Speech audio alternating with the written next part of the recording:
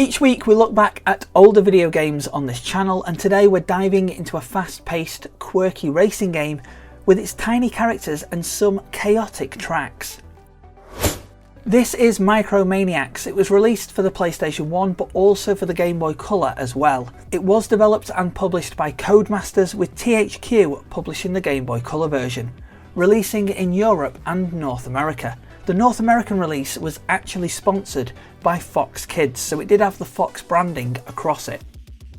It was released in the early 2000s and was actually a spin-off of the Micro Machines games. There is a plot, and this is shown through various FMVs, but basically Earth's resources are being depleted and everything in the world is being shrunk to 1/360th of its original size.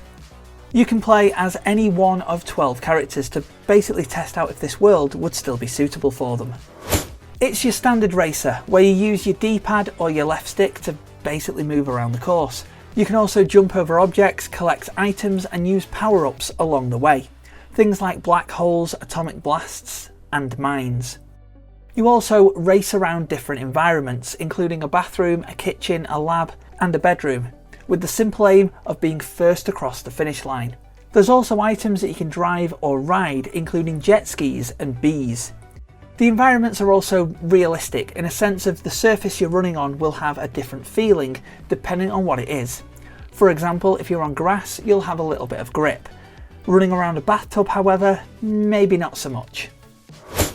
Maniacs has plenty of modes. The challenge mode is the main story mode, and it's where you'll race against 4 AI opponents across 3 laps.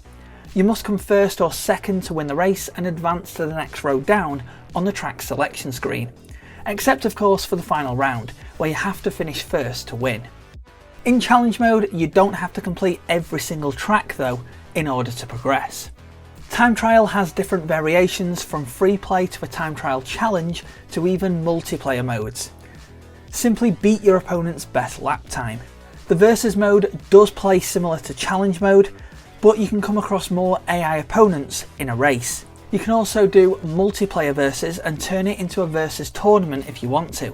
There's also a versus teams mode. The difference is you're scoring points for a team, but it does require more than 3 players. As you play through, there's also some bonus tracks that you'll come across. Collect all the power-ups within the time limit and you'll gain an extra life. Lose, you'll get nothing. These bonus tracks are named after colours and can be entered by challenge mode, time trial or the single player versus. After all this, think you need a little bit more practice? Well, don't worry, Maniacs has a unique way of loading into a race. You can run around an empty play space as the level loads in. Practice running in any direction, jumping and even riding on certain vehicles if the level requires one. Not something that was really seen in loading screens of the time. Critically, Maniacs was given a score of 75% by video game aggregator Gamebreakers, with its review scores being quite favourable. Here's what I think. Yeah, it's an older game and of course it's aged, but if we take that into consideration and also consider the game's audience was a younger one, this could quite easily be a game that's hours of fun for them. Older audiences, on the other hand, may disagree and feel the game is quite repetitive.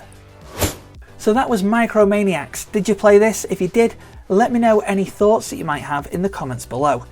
And if you like looking back at older video games, like the video, feel free to share and subscribe to the channel, because each week we'll be taking a look back at some older games that you may or may not remember.